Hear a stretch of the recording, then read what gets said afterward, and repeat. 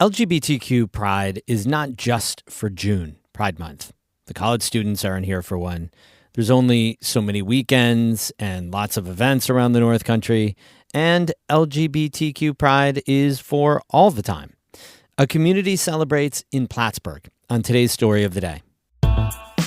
Support for Story of the Day comes from Kenny Drugs, now offering a new mobile app to help patients better manage prescriptions for themselves and their family.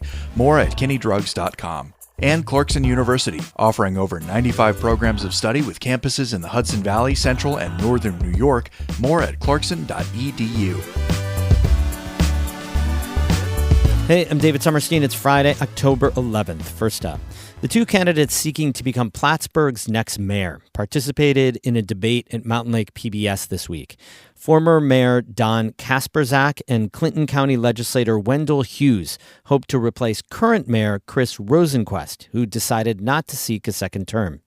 NCPR's Kara Chapman was a panelist at the debate and brings us this preview. Don Kasperzak, a Republican, served as a city councilor in the 90s and then as mayor from 2007 to 2014.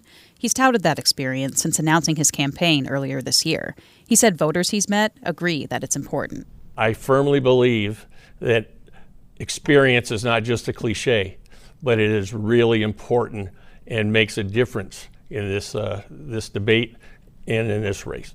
Democrat Wendell Hughes is a retired corrections captain who was elected to the Clinton County legislature in 2020. He said, even though he's never served in city government, his district represents a good chunk of the city, so he deals with a lot of relevant issues.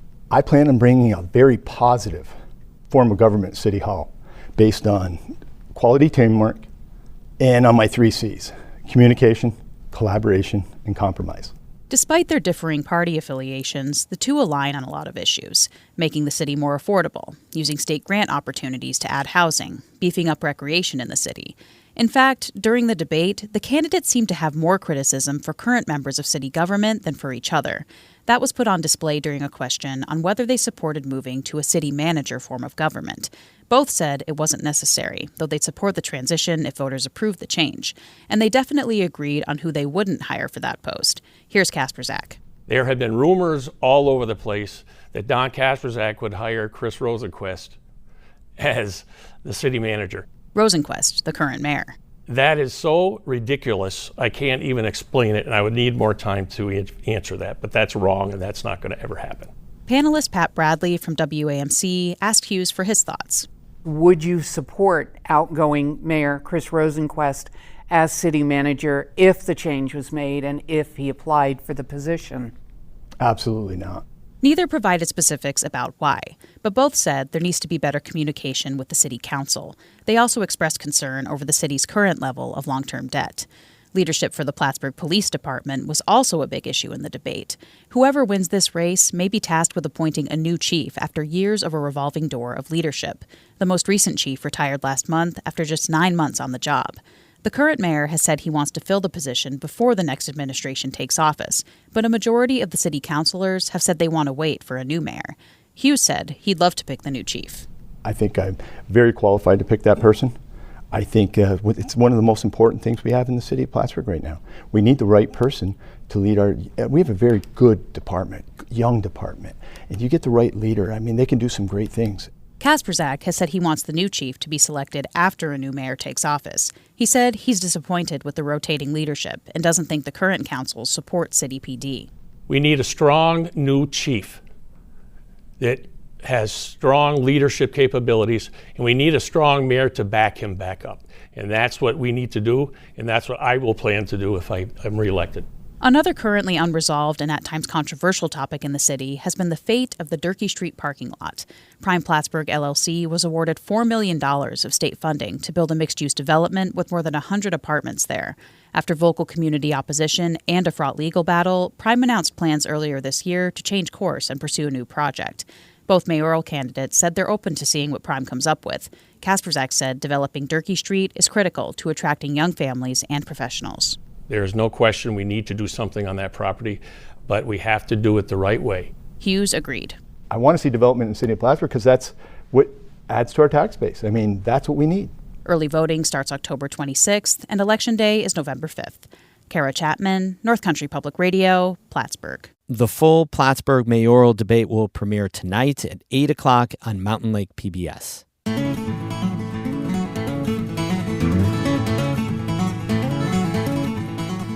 Being gay, lesbian, bi, trans, or questioning can be difficult in rural places like the North Country. Queer people don't always have access to support systems or the resources they would in bigger cities.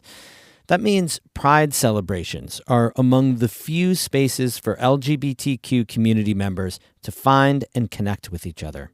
David Escobar went to Adirondack North Country Pride in Plattsburgh last weekend, where people were celebrating who they are, small-town style. Dozens of colorfully dressed kids and adults are sprawled out across the grass at Trinity Park in downtown Plattsburgh. It's quiet until the music starts.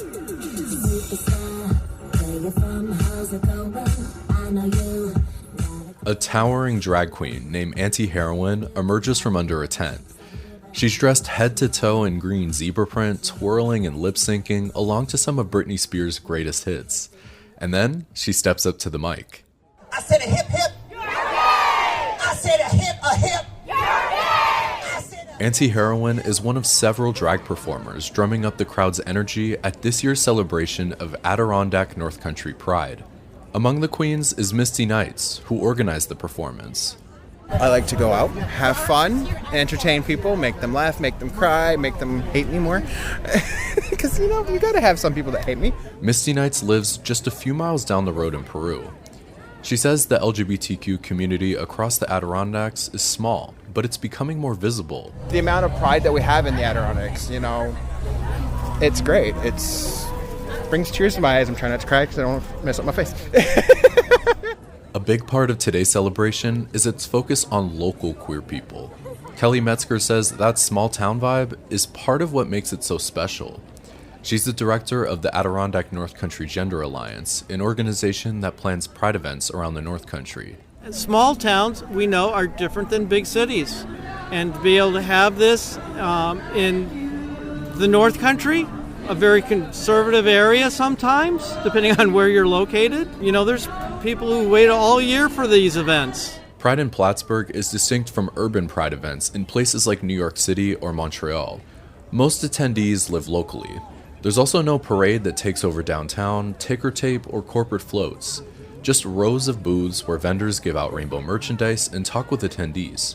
Metzger says that creates a safe and inclusive environment for community members of all ages. Just look at the joy and happiness. I don't know, other ways to say it.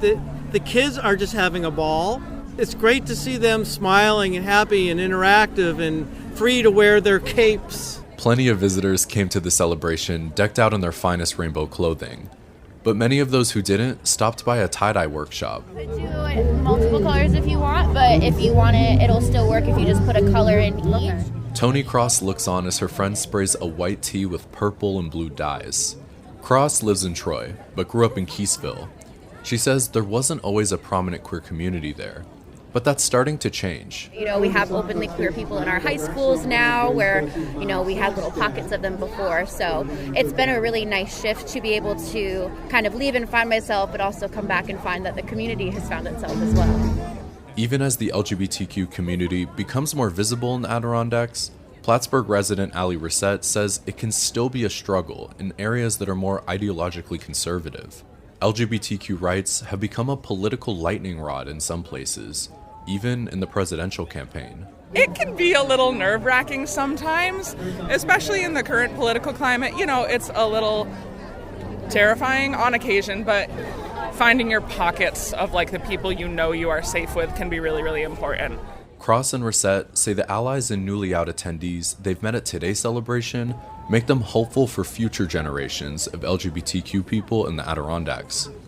And Ziana Rayom, who lives outside of Malone, says future Pride celebrations around the North Country will be crucial in the fight for acceptance. I come here and nobody's going to judge me because I have rainbows and pride and I can be who I am because nobody's going to harass me. They're going to accept me because I show up and this is who I say I am. Rayom says they hope today's Pride event shows that even in small towns, queer people exist, and they're not going anywhere. David Escobar, North Country Public Radio in Plattsburgh. Music today by I Am Snow Angel of Lake Placid and Eric Pasternak of Bloomingdale. Have a great weekend. I'm David Summerstein, North Country Public Radio.